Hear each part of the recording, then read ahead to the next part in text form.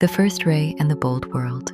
I lived in a kingdom of silence and gray walls. It seemed like everyone lived that way, day by day, out of habit, asking no questions. Information was scarce, and books were even scarcer.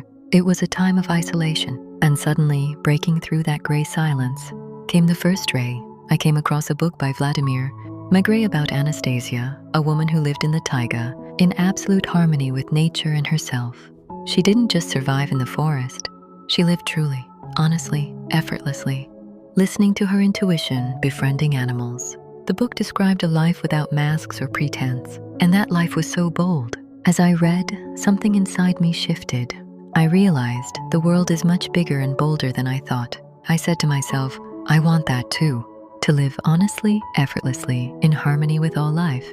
It wasn't just a light in the darkness. It was a challenge to the grayness. My first timid yet incredibly important step toward myself.